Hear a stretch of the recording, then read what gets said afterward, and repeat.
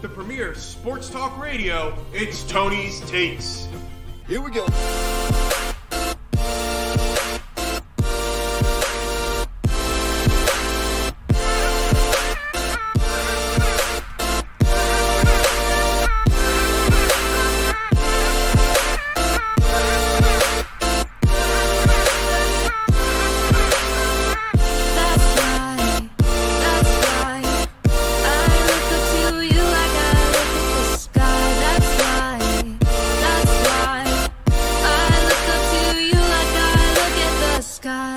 Welcome back to another great episode of Tony's Takes live right here on YouTube for the best show in sports talk radio. It is Tony's Takes, and of course, I am not alone in the studio today. Sitting next to me is my co-host Jimmy D. Jim, hello. Yo, Tony. It is, what is today? Wednesday, the 28th of July, and while you may think it's the dog days of summer, we have a ton to talk about here on Tony's Takes. And of course, we're going to be talking about the NBA Finals. We're going to be talking about potential Ben Simmons trades, right? We got some news today, apparently, from ESPN and the various reporters there, including Adrian Wojnarowski, of potential Ben Simmons trades being discussed between the Sixers organization and Clutch Sports, the team who represents Ben Simmons. So we're going to be talking about that and those potential trade options. The NBA draft is tomorrow. The Sixers could be getting a very interesting person that some of you may know from A10 basketball. So that is exciting. Eagles training camp started. We're going to talk about the Eagles and the training camp. And if Jim's ready to be hyped up, it's only July and we're ready to talk about the Birds. And of course, to close it all out, we got Olympics. We've got the Phillies. We've got, I just said the Eagles, and then that's it. But today we're going to start with something a little different. And the reason why it's going to be a little different is because we've kind of walked away from college sports for the last 3 months. And the reason for that is because there hasn't been many sports, unless you're watching college baseball, there's not many sports to watch. In regards to NCAA athletics. Maybe, I know Jim's watching track and field, but, you know, that's a 2 to 4 day event. Jim, I know you're watching it. You were watching it this year, probably. Oh, yeah. Keeping up. Keeping up, of course, and he'll be keeping up with the Olympics. But what we have noticed, and this news came out today or yesterday, I believe, that there's a realignment in college sports. There's a realignment. And Joe Lunardi was way back on the day, was on this show. And we talked about this. There is a realignment in college sports between the haves and the have-nots. Last year we were talking about this a lot. Why can't any mid-major basketball program get a major Power 5 conference team to play them? So let's give an example. Why can't, let's use our lovely favorite school, St. Joseph's University, which is a mid-major program. Why can't St. Joe's basketball get a scheduled game with anyone from the Big East, anyone from the Big 12, the SEC, the Big 10, all those are the power conferences of basketball. Why can't Little St. Joe's get a game with a power conference team? Because these power conference teams at the time did not want to play a non-conference game and lose to a mid-major, and that would throw off their ability to get a bid in the NCAA tournament. This was an issue that Joe Lunardi had talked about, that the Power 5 conferences would either do two things.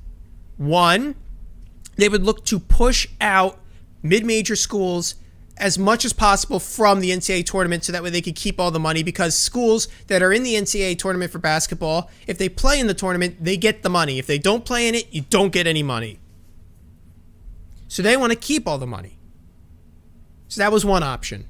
And to push mid-majors out is pretty much to steal all the non-conference bids. So teams in the NCAA March Madness, if you win your conference, you go to the tournament. If you don't win your conference, then you get an at-large bid. And that's at-large bid is based on all of your previous games you've played for the season. It's pretty much, what's your strength of schedule? How good of a team have you been all year long? And the teams you get to play out of conference really determine that. So the Power 5 conference teams refuse to play mid-majors in the hope that they get more at-large bids within the NCAA tournament. That was one option, as I said. The other option was this, and this is the option that I see coming to fruition in college sports. It's going to affect not only basketball, it is going to affect every major sport in college athletics, and this is what the scheme is. Schools are going to work and try to probably, it looks like, I think this is what's going to happen. This is what it looks like. They're going to go into two major conferences. So there's the Power 5. They're all going to come together, and they're going to show up as two major conferences, or at one point, all 50 of the most powerful schools you know, the biggest brand recognition teams you know, are going to come together, and they're going to create pretty much their whole conference, and then they're going to break away from the NCAA as a whole group of 50, pay their athletes, because that's the new part of the equation, Jim, is that they're going to pay their athletes and break away from NCAA sports, and we're going to be left holding the bag. So that's what I see. It is a, to use the term, there's a little Latin for you, Jim, solve et coagula. Now, what does that mean? Well, coagulation, right? Right. So that means to reform. Yeah, to right. Bridge together. Yeah, solve means to dissolve. So and rebuild. They're going to dissolve the old standards, what we formerly knew as college sports. Dissolve the old standards. We're not going to conserve that, and we're going to build a new frontier of college athletics, when in reality it's just going to look like another minor league team. And this is my whole point on the situation. And this all comes, for the folks who didn't know, that Oklahoma and Texas are leaving the Big 12 for the SEC. And that's why I think this is the move that's going to happen. The best football programs in the Big 12 are going to the SEC, the best football conference by far in the country. They're coming together. They're coming together. They're coming together to bring the money. Texas is a big market. Oklahoma's a big market. The Big 10 dropped news. They want Pac-12 teams. They want the top tier of the Pac-12 to come to the Big 10. Oregon, USC, Berkeley, UCLA, USC. What are we seeing here, folks? We're seeing the Big 10 try to merge with the Pac-12, create something good. The SEC merging with, with the Big 12 trying to create something good. Don't be surprised if you see Kansas go to the ACC now. Why wouldn't they? They're one of the number one basketball program in the country. They're either going to the Big 10 or the SEC, but they're leaving the Big 12 for a better basketball conference. So what does that look like? Are they still Division I? No, I think they break off the NCAA, and this is a detriment, because why do we love college sports? Because it's not professional. It's our alma mater. Oh. We went there. We have a piece of it. We lived on the campus. We knew the team. We knew the players on campus at the time that we were there. It is the sense of community. It is your alma mater. That is why we love college sports. Well, let me speak for the people that don't actually go to, a Division I college. Yeah. Those people, I think they like it because it's not professional, right? I think it's because for some level, you can still resonate with that type of person. If you're in college, you're not playing for money. You don't know what it's like to play for money. All you know is that you're a student. From the outside, you look, that's a student that's working their butt off to play at a Division I level. And people that are still working, or people that are in high school that haven't gone to college yet, they say, wow, I at some level I could do that, or I could have done that. Because it's a different level, but it's still enjoyable for somebody to watch that and think, man, maybe I could have done that, maybe I could do that. And I think that that's another reason why, professional sports are so much further ahead of those people that were like, how could I have ever been a professional athlete? But you look at college and you're like, well, there's some sort of, relation there. Right. And there's the person who goes to, as you just said, it doesn't have to be a Division I school, brand name school, goes to a smaller school. And then there's the people that don't even go to college and yet have an affinity for a school because they grew up in the area and they knew that, people in Alabama, not everyone goes to Alabama University, but they lived in Alabama their whole life. They're Alabama fans. Exactly, yeah. You can say the same thing about UNC basketball. You can say the same thing about Villanova basketball. There are people in Philadelphia who don't go to Villanova, who never went to college, and that's the local team they cheer for. In fact, we see that more with St. Joe's. How many times did we go on runs, Jim, through West Philadelphia? They love the Hawks. That's the team. People yelling at us that the Hawk will live forever, and And that's the wrong statement. And that's not it. But we know that they like the team enough to even remember a little bit of what it was. Yeah. So I think that's the danger of college sports in the way that it's going, though, is this, we have this tie to our school. We have this tie to the community. We conserve the traditions. I love a good tradition, Jim. The traditions of college sports, being on campus. But if these schools leave, they created their own pay league, and the students aren't going to go to class. Yeah. It's all of a sudden, name it, Clemson University is going to become Clemson University and the Clemson Football Club. Yeah. Because they're going to pay the athletes. Why even the NCAA is the only one that mandates the educational requirements. Well, the NCAA is not going to let you pay anyone. So if they break off, they're just a minor league team with very loose connections to the university. It's like the professional college league or something. Yeah, and my whole thing is, why does no one watch the G League? The G League is better basketball than college basketball. They are better players. I think it's for the same reasons that we're touching on right now, and it's exactly. They're paid players, but they're lower level play. They're affiliated with your local professional team, yet you still don't watch them. Yeah, and I think that the reason why there's that culture that you're talking about around the schools, not just being at the schools, but surrounding the whole community does love. If you live around St. Joe's, you root for St. Joe's. If you live around Villanova, you root for Villanova, and that's the big difference for sure. If you live around the 87ers or the Sixers G League team it's 87ers. You're not rooting for them. You don't really even care that much. Let's go to the chat. If you're listening to Tony Steaks, watching us on YouTube, we really do appreciate it. Make sure to subscribe while you're here on the channel. We've got Evan Lehman in the chat, says, let's go Cherry and White. And we've got Mark in the chat going ham and cheese. Only the ones on Discord know ham and cheese. That's a fact. Or if you're playing the Halo Master Chief Collection, ham and cheese very well, dominating the lobbies. I'm sure Evection Night would love to play with ham and cheese. I'm sure. Even though... Let's make it happen. Oh, I remember I tried to get your brother to download Sea of Thieves. That didn't go over well. Let's just say me and Evection Night aren't playing it anymore. Cherry and White, of course, that means we've got a couple of Temple alums in the chat, Jim. We know how you feel about Temple. Boo. Boo. Okay, yeah. To close out college basketball, we're going to go to the NBA draft and talk Ben Simmons real quick. But I just want to say this, Jim, and do a quick notification for the listeners of Tony Steaks. Christian Winborn commits to St. Joe's. He's a guard, 6'3", 4.0 student. I love a good bookworm. Coming to St. Joe's for 2022. Nice guard. Another great kind of player that Billy Lang needs, where he can handle the ball, run the offense. We're a run and gun offense, Jim. We need players who have the high IQ to recognize when to take the shot, the ability to dribble and drive to the basket, to create looks for themselves or for others. Really nice player to grab for the Hawks. Really glad that he's coming here. He's from Baltimore. And apparently Rasheer Fleming from Camden High School, 6'8", raw talent, apparently can jump like crazy, jump out of the gym, really just athletic player. Rumor is he may commit to St. Joe's as well. Only issue is they don't know how to get him into the school academically, apparently. Can't speak to that as a confirmed. That's a rumor that I've potentially heard. The kid could be committed tomorrow and be a 4.0 student. I just don't know. I haven't heard that much information. I will say, as an alumnus of St. Joe's, their academic, I guess, what's the standard? The academic pedigree standard has decreased over time. Yes. And there should be no issue on getting him in. Yes. I agree. I think he'll find his way in. Steven Daniels goes, let's go Phillies. Don't worry, Steven. I am back on the Phillies bandwagon.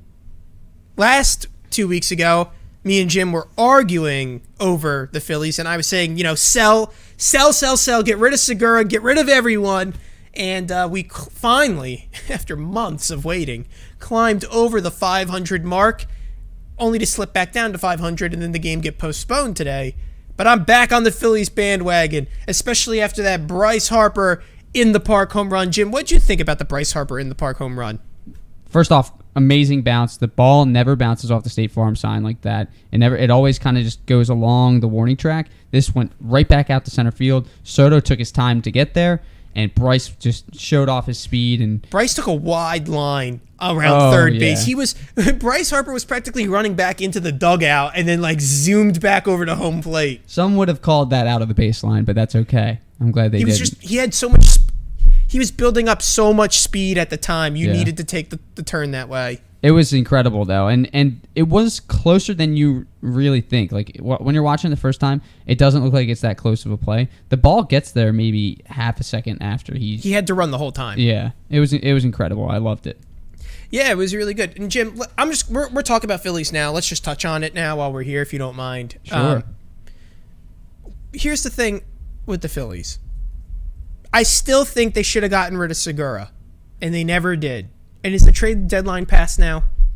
No, trade deadline's still open. Okay. You need to trade him.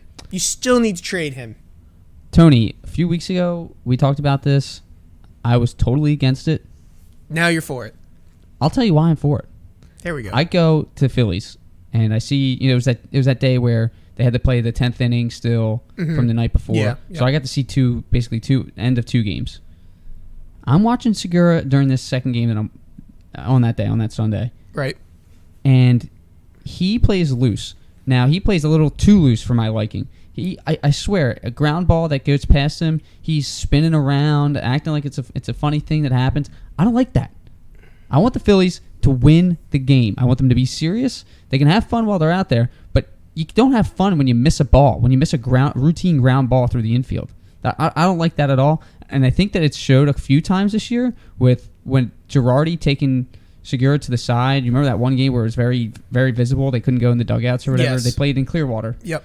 And Girardi's like talking to Segura like pretty intensely. Mm-hmm. I think that's part of the issue. He's too loose. He treats things like it's not a big deal. Maybe that's why he can play really well, is because he doesn't. He's just not in his head. Yeah, exactly. But I don't know. I think if you want to win a championship, you got to have people that are out there, and they're not going to think it's a funny thing that a ground ball went through and somebody got a base hit. Right. They're going to care about every play that comes. They're going to want every ball that comes their way. Yeah, I'm seeing Bryce Harper bust his butt around the bases when the Phillies are down 5-2, and Gene Segura is just letting balls through the outfield. Yeah, it's two different types of players, and So, Jim, do we put this in the folder where I was right again? The folder's getting very large. Well, I don't know if it's necessarily you were right. It depends on if the Phillies do it and what they get for him. It wasn't an outrageous take to say that he should be on the trading block and we should be selling high on this guy. I will agree with you there. I do think so, too. Like, don't you think we could trick... I'm trying to think of a team that's kind of on the fringe a little bit that we could trick into taking Segura. The Giants are playing too well to trade anyone.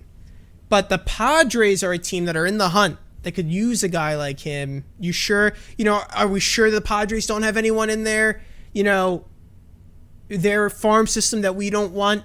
These are the teams we got to sell to. The ones that are in the hunt, especially in the National League West. You got three teams. You got the Giants, the Dodgers, and the Padres fighting for positions right now. You're telling me none of those guys have someone of value coming on the way up that we could trade for now? See, my problem is I don't think that the Phillies are really sellers still, and that's the thing that always holds me back from trading Gene, even though I don't really love the personality that he brings. I still don't think that we're sellers. I think we need to buy, and I think we need to offload whatever prospects we can in order to make a push for the playoffs, because it's been 10 years since we've had a playoff berth. It's crazy. That's way too long. Yeah. So I think that this is the year that we actually make a push. I wouldn't be afraid of trading Hoskins for somebody. I'm totally fine with trading him. Totally fine with it. Even Bohm.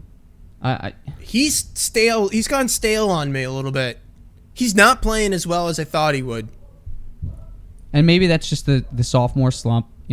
Pitchers adjust to him. They have more footage on him, and it's a little bit harder for him to hit the ball. I don't understand the defensive errors that he's had. That doesn't make sense, especially that he was so sound last year. So I don't know. Those are kind of out of left field to be punished. Get it? let's go to the chat because I think Steven Daniels has been saying some interesting things. The first thing Steven Daniels has to say is, how about Nola? He is fire right now. And then Steven Daniels continues, if you're an expert on the field, you shouldn't miss the basic ground ball. Did we call Gene Segura an expert? He should be. I mean, he's one of the better players. He's one of the in premier players. league. How do you feel about the Chris Bryant rumors? People want Chris Bryant From the Cubs? from the Cubs. We trade Bohm. He's a good hitter. Replace third base. Yeah. He's won a championship. Here's my issue. He has this hamstring that keeps coming up, and that's very. Remember we talked about this with James Harden. The hamstring is the worst injury that you can get, probably. Think how much power you use your hips for in baseball when you hit the ball. Yeah. And what's attached to your hips? Your hamstrings. Like, you're twisting, and then you're going to start running right away. Like, there's that you can talk about a sport that's like herky-jerky. Baseball is one of them. How many jumping plays do you see third basemen do? Yeah. To grab the ball, Right. There's a lot of explosiveness that comes with third base, and I think just stretching off the base. Yeah. To grab, just to, have your hand out to catch a ball is more than enough. It's going to pull on the hamstring. How many times do you see a first baseman? The first baseman's really reaching around because you got to, of course, you're getting the ball most of the times. What was the trade that fell through for the Phillies? Everyone was talking about for that pitcher. That was with Pittsburgh. So yeah, what happened? What it seems like happened, and I don't know. This is all speculation, obviously, but Pittsburgh and the Phillies were in talks for Tyler Anderson to be traded to the Phillies. We probably would have given prospects, some people that we never would have seen anyway, maybe. That happened around in the afternoon, and then right around maybe 5 minutes before midnight yesterday, it's reported that the Pirates are trading to the Mariners, and it didn't make any sense really. I guess what I'm speculating is the Pirates took what we could have given them, went to a whole bunch of other teams, especially the Mariners, said this is what we're getting from other teams, and the Mariners offered more. And so they ended up going with that trade. So they just used ours as a bargaining chip, and we were just left with shame. That hurts to hear. That hurts to hear. Yeah, we were just used. Used and abused. That sounds like the normal Philadelphia sports. Speaking of trades, Jim, Ben Simmons on the trading block. Here's the thing, and you put this in the write-up, and maybe I'll let you start talking because I did my whole monologue on college sports, and as I said, I am the more cheerful one with regards to Phillies baseball. Jim tends to be a little bit more up and at 'em about the Philadelphia 76ers. In fact, Jim he rolled up to the studio in the jersey today. This will probably be the last time I wear a Ben Simmons jersey. Potentially he's wearing a blue Sixers Phila jersey. So, Jim, with that said, I don't know if you have any remarks prepared. I do. I will hand the floor over to you and you've kind of been covering this for us a little bit. You're like our correspondent. Just you're not on the ground at the stadium yet. You got to get me those passes. Yeah, I'm working on it. I'm working with the communications team. The intern's printing them now for you. I'm going to let you run with this because we've been talking about this for a while. What can the Philadelphia 76ers get for Ben Simmons? And I guess for me, when I ask you this, and I'm going to let you answer it, of course, is if you're the 76ers, how important is it for you to make the trade prior to the deadline? Or, I'm sorry, excuse me. How important is it for you to make the trade prior to the NBA draft, which is tomorrow night? Or do you make the trade with Ben Simmons later? The rumors are there is no timeline. They said Clutch Sports and ESPN reported throughout the summer they're going to talk about trade. Clutch Sports can be very involved in where Ben Simmons goes. But Daryl Morey's a frivolous operator, and he can trade away Ben Simmons wherever because I don't think Ben Simmons has that much of a choice. And I think Clutch kind of understands it. So, with all that said, go ahead, Jim. Okay, so first I wanted to open up with this Woj tweet, maybe from a few hours ago. Sixers continue to canvass the league for Ben Simmons trades, armed with a steep asking price. Simmons and his agent, Clutch CEO Rich Paul, are in step with a move elsewhere. I repeat, are in step with a move elsewhere. But we know Clutch is so picky. Draft night is always an ideal vehicle for a deal, but talks could continue into summer. So basically just what you said, maybe we do something draft night. I don't know. So let's talk about draft night. Sixers, 28th pick, right? That's pretty low. I mean, we had a successful season. Of course, You would think that we're 32nd or 30th, I'm sorry. Sure. But 28th, that's kind of low. So the possibility of using it in a trade to get Ben Simmons out of here might be beneficial. So who are the suitors? Who are we looking at trading? Well, we talked about Dame. Dame is the big name, right? Has to be. He is the name. If you're Philadelphia, you want Damian Lillard. And then you're kind of like hoping Dame, maybe we relax in the Olympics, all right?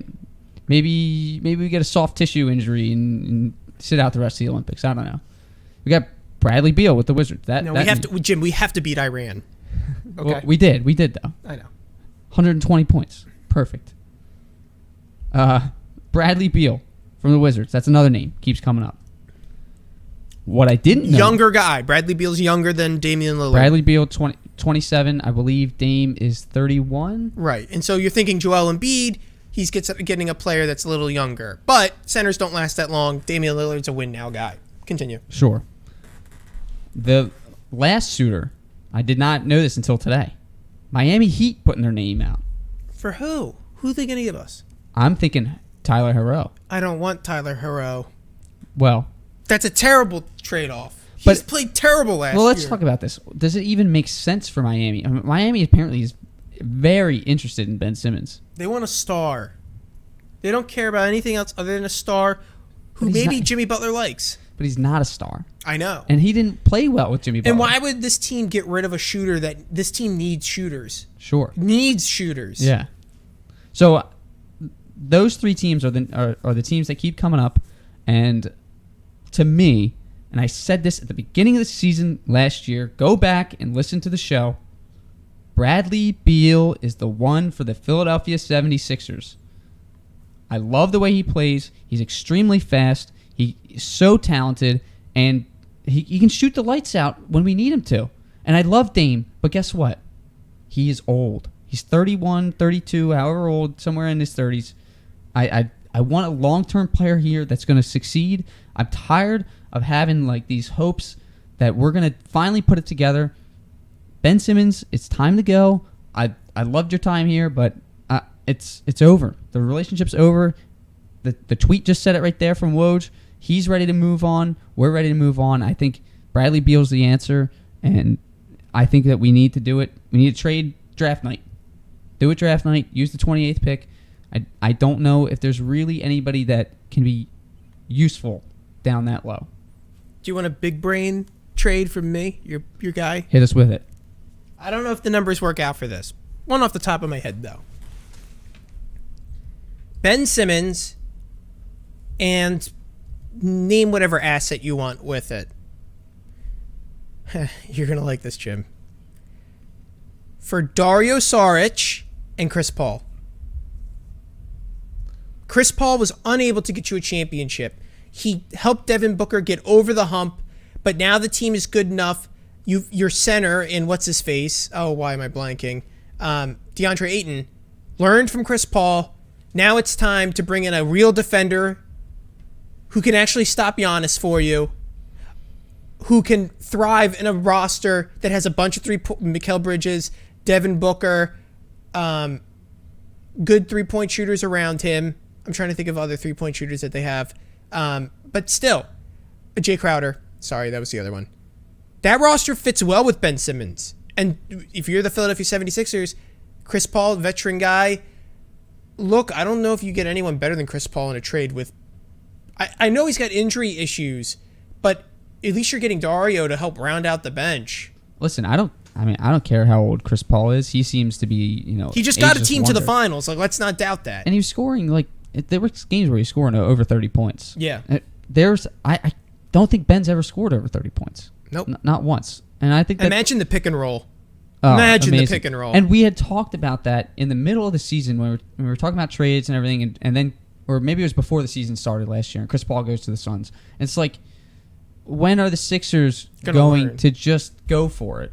When are they going to just make a move and go for somebody and just who we know is established player? Bradley Beal is coming into his prime right now, and Damian he's been in his prime. I'd much for the rather longest have time. Lillard because he's got a winning history. I'm okay with either of them. Because we've been burned too much by talent and not pedigree. Sure. And Lillard's got more of a winning history from a harder conference. That's true.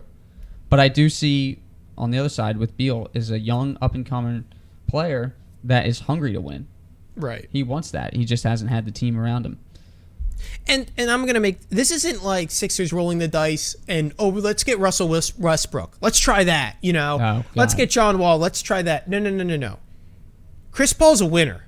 This guy is the greatest point guard in the last 20 years. Modern times, yeah. He's one of a kind. This isn't Westbrook, who, Chris Paul has injuries, but since he's so skill-based and not athletic-based kind of player... He just ages much nicer, even with the injury. He's always had these injuries. That's the problem. Sure. Yeah. And he had that COVID scare in the playoffs, but he was back and the team didn't suffer really because of it. They just lost because Giannis was really good. Let's just be...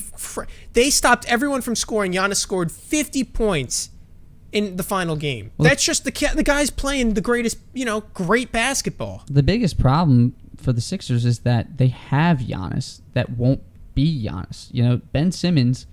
I hate comparing him to Giannis, by the way. But they are very similar. It's just Ben is not aggressive, and he's not willing to shoot the way that Giannis doesn't give a darn that he can't make the bucket. He still does it anyway. Right. And he evolved. He shot 17 for 19 in Game 6 of the finals from the free throw line. That's more than Ben made the entire playoffs. Mm-hmm. I don't know. I just think that there's a mentality difference between Ben and Giannis, but I think that the physicality of how they're both built is so similar, and it's just disappointing. It's frustrating. Ben doesn't have a switch like that. He can't turn it on. Right. It's sometimes it's just attitude that gets you. Your attitude is everything to succeed, at least. It can't just always be, I'm going to walk my way to the top and not have to deal with any issues or adversity. It's just simply not going to, it's just not going to happen. Oh, well. I will say this, Jim. I love this. Nashawn Highland, Bones Highland, who was supposed to come to St. Joe's at one point, who played for VCU, which is in the Atlantic 10, is now, according to CBS at least, they are picking him to go to the 76ers. For those who don't know who Bones Highland is, let's just say he's 6'3", he's a little light, he's only 169 pounds. But he can shoot very well. I think that's why he's moving up a little bit. His prospect rank is 30th. Position rank out of all guards is only 8th in this draft. But what makes him so valuable is he's tough, he's gritty, he plays hard defense. He was in college basketball for more than a year. He's a sophomore. He's won before in college. He's like one of these guys where you see him and you're like, he's a winner. He plays hard basketball. He tries to improve. He's the best player in the Atlantic 10. That can't hurt you. He's not too old, but he's matured a little bit. He's a sophomore, and he's got great skill set that fits this team. He shoots threes. He's a guard. He's agile. He can score. He hits all the boxes, and he's played against good teams. It's not like he's playing against bad teams. He's played against, programs that have won before. I really like him. I think he's worth getting if we can get him. I think he's one of these guys who's going to be a sneaky pick. Like, we look at Maxey, like this guy really just contributes for us. Nashawn Highland, there is no reason for him not to be our Landry Shamet, who's just a little bit more athletic. Like, Nashawn Highland can really handle the ball better than Shamet could. But he's just another one of these guys who's down lower on the draft, but he's got these skill sets that are going to easily translate to the NBA. So, explain to me, his career at VCU. Because he's only a sophomore. So he was A-10 Player of the Year last year, thanks to my vote. So do you think he's developed enough for Yes. the NBA? Yeah. Well, he's a sophomore, not a freshman, so that helps just in general. He won an A-10 Oh, no, he did not win an A10 title. But he got his team to an A10 title game. He was A10 player of the year for the regular season, I believe. And he's got the skill set. He was the best player in the A10 last year. By far. And he's 6'3". He's a little thin. You think he's going to fall down to 28th? I think he's rising in the draft boards. Okay. Because he's not falling, he's rising. If history, if I remember history correctly, there's been A10 players that have been drafted, like the top A10 player has been drafted well into the teens before, or even higher. Well, DeAndre Bembry was 18th, I think. Yeah, I thought he was 17th in my. What's his face was 8th last year. Oh, for the Knicks, the power forward. Why am I blanking on his name, Jim? Played for Dayton. Obi Toppin. Oh, yeah, okay. Obi Toppin was 8th, I believe, and he was Player of the Year for college basketball. Right. That's like Jameer Nelson. Jameer Nelson was Player of the Year, and he was like 7th in his draft. He was not number 1. Still. And guess what? He went to an NBA Finals, so he had the last laugh. I guess that kind of proves my point, is what I'm saying. Like, I don't know if he'll be available at 28th for the Sixers. You think he's going to move up? Yeah. He's got I'm telling you, his shooting, they were showing him in shoot around, he goes like 34 for 35. Oh. From 3. Wow. Very consistent. That would be awesome. He's got good skills. That's what I'm saying. He's a very good skill player. He can dribble the ball, handle it. Like, you could pair him with Maxey, and now you have these two guys who are just like kind of like explosive. And Maxey's a little bit better at getting to the rim, but Nashawn Highland is a much better 3-point shooter. So you'd almost have like this little in and out game that you could play with those two off the bench. I really think Bones would be sick on the Sixers. That would be a pretty small lineup off the bench, though, don't you think? It's okay. You can stagger him if you really need to. Yeah. I mean, the only one that makes it small is Maxey. Well, I think Bones is taller than Maxey. How? Because Bones is 6'3", Yeah. 170. He's got to get bigger, but he'll get bigger in the end. They'll make him bigger. And how tall is Maxey? Is he 6'1"? Can you Google it? But I think so, yeah. I'll get the intern on that. Intern is typing it up. I mean, we can't... Look. Maxey's 6'2". Yeah. We can't play the measurement game here. I'm taking the best player who is a little older. I've learned my lesson with all these raw... I've learned my lesson with Zaire Smith. I don't want another Zaire Smith. Oh. I want a Mikal Bridges. We should have had Mikal Bridges. 3 years in college basketball. He had won like a championship. He knows how to win. Give me that guy, Bones Highland. He's a little older. He's a little bit more developed. I know he's got the skills. Okay, he's a little bit smaller, but Landry Shamet was small when he came into the NBA, and he grew. And now he's a viable player. He's a viable trade asset. People will trade him and get value for him. You know? He's a plug-and-play guy. I will say I have more trust in Morey than anybody before him with the draft. So if we do keep the pick... Even Elton Brand has done fine. Yes. Yeah, that's true. But both of them, yes, I agree. Yes, with Morey. Morey was there for the Maxey pick, but he was not there for the Matisse pick, but which was also a hit. Both of those are hits. Those are like exactly what we need. Yeah, I agree. I just think if the pick stays, if we don't trade it away to move Ben Simmons, then I have faith that we'll pick somebody. Maybe it's your guy, maybe it's Bones, maybe it's not. But I do believe that whoever the pick is, they'll turn out. I think if you're trading a player, you much rather trade the pick than a player on your bench. Right? I'd rather trade that pick of potential Bones Highland than trade Maxey. Right. Because I know what I have. Especially if I'm getting Damian Lillard. I know what I have. Or I'm not trading Matisse. Like, I'd rather trade the pick of Bones Highland than Matisse because I know what I have. I have an All-NBA defender in Matisse Thybulle. If I'm getting rid of Ben Simmons, Matisse Thybulle's kind of important. And I think Matisse will turn a corner with his offense a little bit more this year. It's his third year. I think he's going to make 1.5 extra threes a game or something, which is huge for him. Yeah, like that just stretches the floor that much more for us. That's all we need, really, too. Yeah. Yeah, I don't know. We're gonna find out. I don't even know who the top pick is supposed to be. I'm scrolling to the top. CBS says that it's going to be Cade Cunningham from Oklahoma State. Don't forget about Suggs. So I'm going to read the top 10 potential draft picks. This is CBS. Just as one I found. I found this mock draft interesting because it had Bones Highland going to the Sixers. I like that. So that's the reason why I was looking at it. But we'll run through the list now. For round one, the first pick is the Detroit Pistons. You're going to take Cade Cunningham, who is 220 pounds. How tall is he? 6'8". He's like a wing. The Rockets are the second pick. They're slated to pick Jalen Green from Houston. This is the Houston Rockets. I forget what school he played for. USA. Oh, maybe he's not a USA. Okay. Then the next one is Evan Mobley for the Cleveland Cavaliers. The fourth pick for Toronto is going to be Jalen Suggs. That's the Gonzaga player. Honestly, I'd rather have him out of everyone. He's really, really good. The fifth pick for the Magic is Scotty Barnes from Florida State.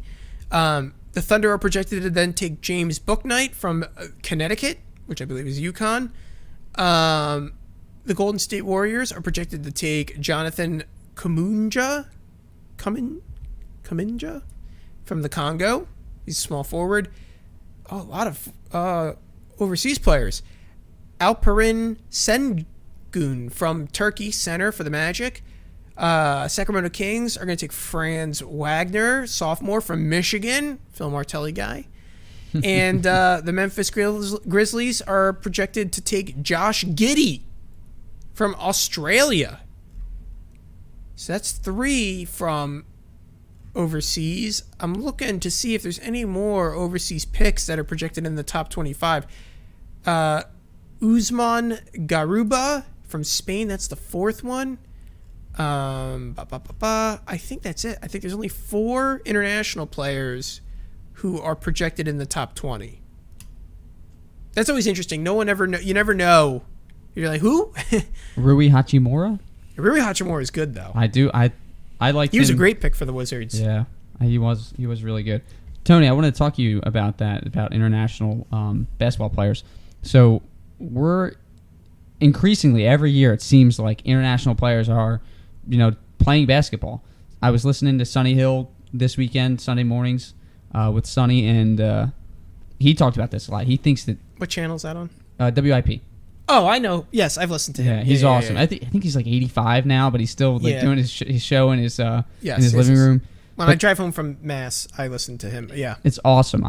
If you get a chance, it is from his living room, I think. Yeah, from the living room.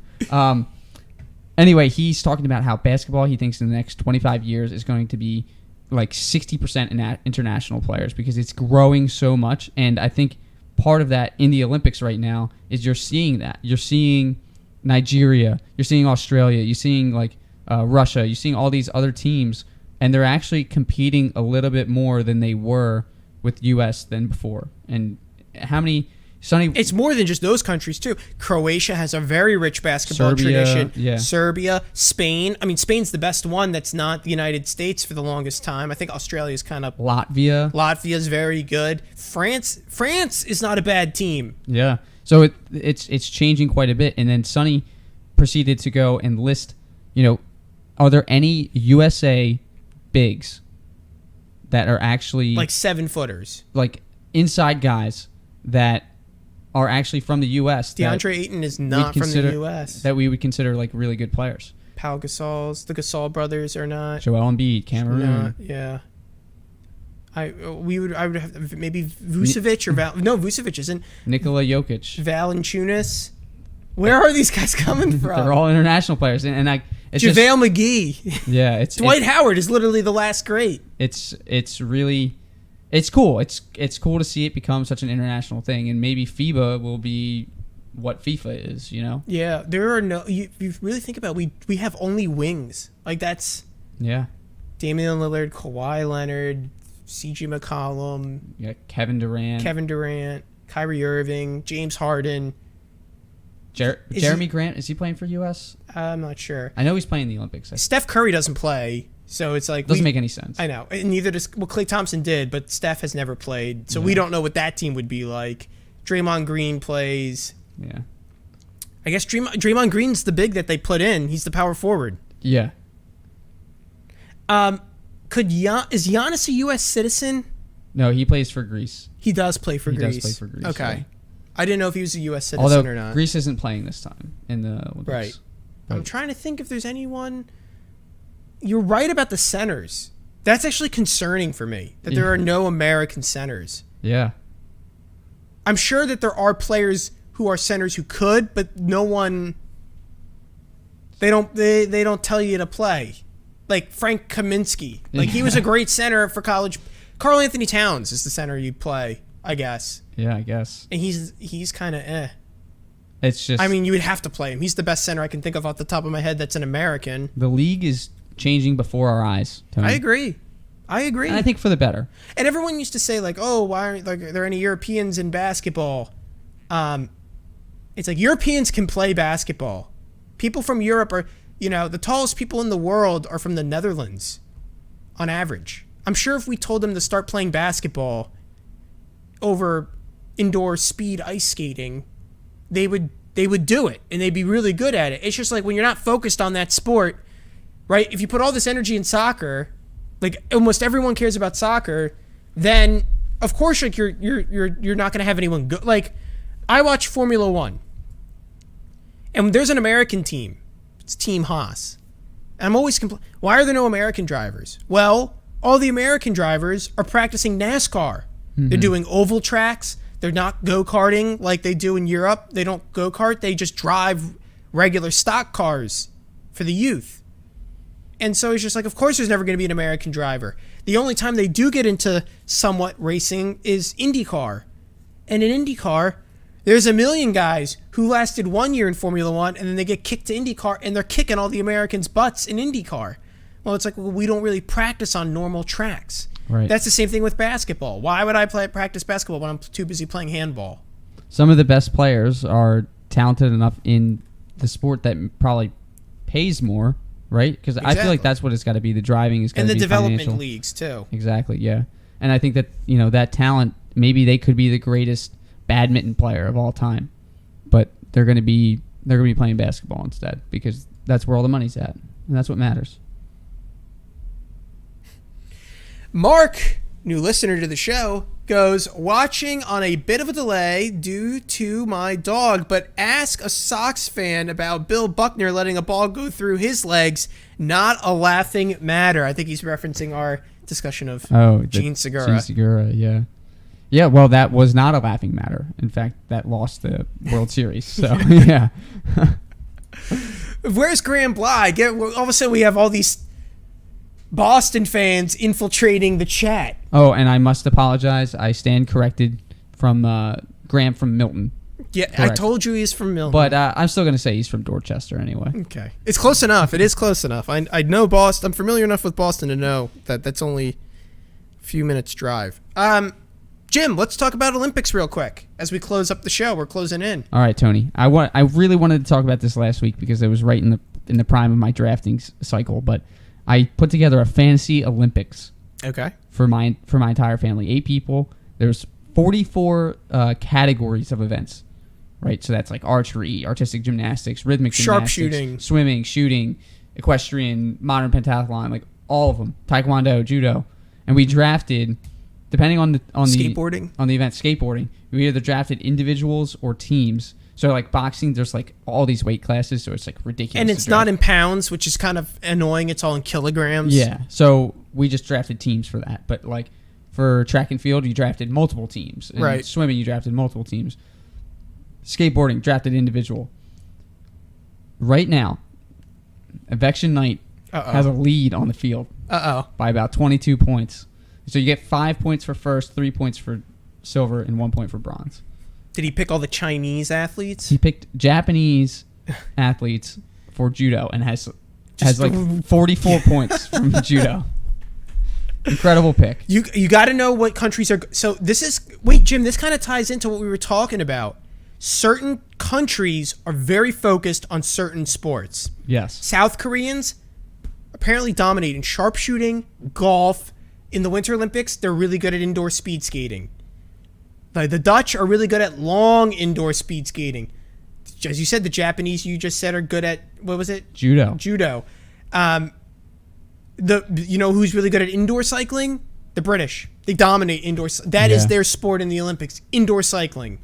Like guys like Mark Cavendish, who are get done the tour, and then they go and they do the Olympic cycling.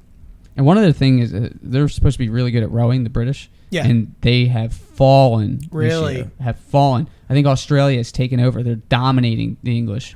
It's sad for my heritage. The Commonwealth, the Inter-Commonwealth battle.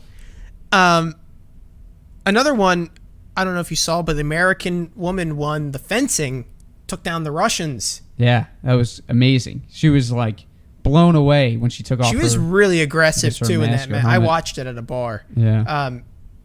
They had the Phillies game with Nola on the mound, and then they had fencing.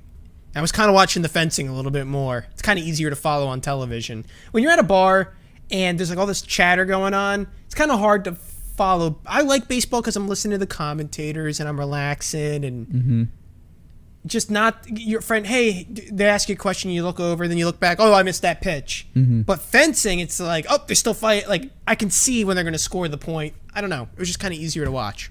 Maybe you'll just turn into a fencing aficionado. You'll request it every time you go to a bar now. Yeah. Hey, can you? I'll just tell them I have a bet on it, like an international wager. Cool thing I thought was the 3-on-3 basketball. I heard a lot of people raving about that. New event. USA women take the gold. Nice. Men didn't. We didn't have a men's team or anything. So why not? I don't know. Can't you get a couple college guys to play? A lot of these guys are like 37.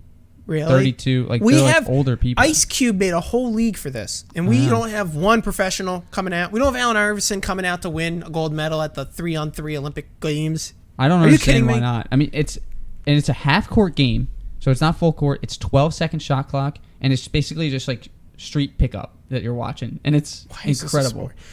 Jim, I'm going to say this. I kind of want motorsport to be in the Olympics. I know I'd that's agree. not very popular, but as we've talked about, we just talked about the different forms of motorsport. How great would it be for each country to be represented, and they're going to, they do the one race on like a certain type of course that's like neutral. I mean, they just did cross-country mountain bike. I mean, what's the difference of doing like they do a cycling BMX race? Right. Why not just throw a motor on it? Well, I would just love to see Formula One drivers be put in in Formula One, the cars are different based on the manufacturer. So like some people are just in cars that are inherently better versus IndyCar and NASCAR where every car is the same and it's based off driver skill. Right. I would love to see these guys from Formula One or whatever be put. The calendar would never line up, but it's just a dream of mine to see like all of the best racing drivers, neutral car, neutral track, go after it. It'd be really cool to see. Of course, that will never happen, but something I would enjoy at least. So, Tony, you don't have the list in front of you, but I thought maybe we could do this. Okay. If you had to pick one event that you don't want at the Olympics, you don't want to see, that they can just take out. It could be a very traditional event if you want. It doesn't matter. And also one event that you want to bring into the Olympics. Bring back into the fold. Yeah. One I'm going to remove is the skateboarding. I think it's a total affront to the Olympics. It should be removed. It should be thrown and banished to the exterior darkness where there is wailing and gnashing of teeth. It has no business in the Olympics. No business. Wow. We haven't even seen the other event for skateboarding yet, the park event. Skateboarding is just wannabe snowboarding, which is an actual Olympic sport. So you would have much preferred if it's just keep the skateboarding to X Games. Yeah, just get it out. Okay. Now, what about bringing in? So I know I just talked about motorsport. So, yeah, okay. I don't think I would bring motorsport in. Whoa. Though. Okay. I think, and this is going to be a little bit controversial for you, Jim, I'm thinking I'm bringing in American football. Whoa, okay. You know why? The Russians and the Chinese are getting a little too close to us in the medal count. Okay. Bring in American football, we dominate. Another sport we could just dominate. This has been a rough year for us. And plus, we get football early it's like a leap year. Get Yeah. football a little bit early. I agree. I think this has been a rough year for us a little bit as far as the medal count. I don't know maybe if it's COVID related or what. I'll give you my picks real quick. Sailing. I was watching sailing the other night. Get it out of here. I don't know what the heck I'm watching. I It like doesn't make sailing. any Take sense. that back. It doesn't make any sense. Get that out of here. Get sailing and send it away from Set us. sail. Set sail. Jim is going to now sing "Come Sail Away" by Styx. Get it out. Now, what I want to bring in, I think you're going to like this. Okay. I want to bring darts into the Olympics. Okay, I've heard enough. Are you kidding me? I want darts into the Olympics. Bring it. I want it so bad. The English, they love their darts. Oh, yeah, okay. We're going to have a brown ale and throw darts around at the Olympics. Oh, how great would it be? You could drink beers at the Olympics and compete in your sport. It'd be awesome. It's actually mandatory that you have a glass of a beer in your hand. A very warm beer has to be in your hands. It's the Summer Olympics. You thought beer was warm in England in the winter. Wait till you have a warm beer in the summer in, Tokyo. Oh. Or Paris in 2024 when they bring it in. Jim, that's an abomination. Oh. Well, you know what's abomination? The breakdancing that's going to come in 2024. Okay, So, I would agree with you on that. If it was between skateboarding and breakdancing, I will keep skateboarding. yeah. At least we'll agree on that. Breakdancing, I can't believe that's going to be a sport. I get darts in the sense that but we already have sharpshooting and archery. I don't need darts. How about a new sport, cross-country shooting? So it's like cross-country skiing with the shooting, but instead you run. Okay. I think that actually could have a good future. I could be into that. I would watch it. I prefer that you have to shoot with the archery, with the bow. So you would run and then do archery? Yeah, instead of the gun. I think it's easier to run with the gun, though. Sure. Because you remember when you do, what is it called, the biathlon or something? Biathlon, yeah. You carry your weapon with you, Well, I think and we would shoot a real gun, Well, I not think- one of these pellets. I think it would force archers to not have this crazy looking contraption. Yeah, think how tired your arms would be. It's like, okay, now go shoot an archery arrow. I say you just put the bow on your back like you're Robin Hood or something, and you just go for it. How about running, but you use a javelin instead? So you run and then you stop and then you javelin the target. That's I don't know, because they're so long. So it's like I'm thinking we run and then there's a 50 caliber machine gun and you shoot with that and then you go back to running. Mark is commenting in the chat here. I don't know if you want to. Ow! Steven Daniels goes boo to skateboarding. Mark goes, bring back rugby 15s. Sevens is great, but 15s is a chess match, biathlon, but on roller skates. I don't think that biathlon on roller skates, that might be a little bit more accurate. Let me elaborate on Steven's boo to skateboarding. He loves the skateboarding. He's Oh, saying boo. no. He's saying boo to Tony's hating on skateboarding. When has Steven Daniels not hated on me? When you let him call into the show. Yeah. That's probably. Don't worry, Steven. When Eagles come around, we're going to let you on the show. Mark has one more comment. He goes, imagine keeping steady on rollerblades. Also, biathlon originally shot with military rifles, not the 22 caliber. Yeah, well, I'm saying 50 caliber. Just let it rip. Just a purely Americanized sport. Yeah, exactly. I already wanted American football in the Olympics, Yeah, just so I true. could get football a month earlier. I love it. Jim, I think that does it for today's show. Yeah, guys. That was a little more lively. It's a summer month. I didn't think it'd get this lively. Enjoy the Olympics. We only get it, so often. So And we're going to have a shorter wait. This is true. we only have a year until the Winter Olympics. I know. It's kind of crazy. Well, we really do appreciate everyone tuning into Tony's Takes tonight. It has been a pleasure. Jim, thanks for coming into the studio today. Thanks for having me. And I think this is our new schedule. The once every 2 weeks has been serving us well with all the news has been slow lately. But maybe if it picks up, especially with Eagles football, we might be back to our weekly schedule. So thank you to all of those who've been listening to Tony's Takes. If you're here for the first time, please make sure to subscribe and double-click the notification bell. That way you get notified every time we go live. You can follow us on our social media accounts. For Twitter, it is at Tonys_takes. Also, subscribe to us on Apple Podcasts. Search Tony's Takes. You'll see the beautiful logo, the same one that you see on this YouTube channel. And subscribe while you're there. If you're in Apple Podcasts and you're subscribed to us, leave a 5-star written review, and it is guaranteed to be read on the show. And email the mailbag with your hottest takes, tonystakes.1851@gmail.com. That's tonystakes.1851@gmail.com. Well, thanks for tuning into Tony's Takes. It's really been a pleasure, and we look forward to seeing everyone right here on YouTube for the next episode of Tony's Takes. The premier sports talk radio, it's Tony's Takes. Here we go.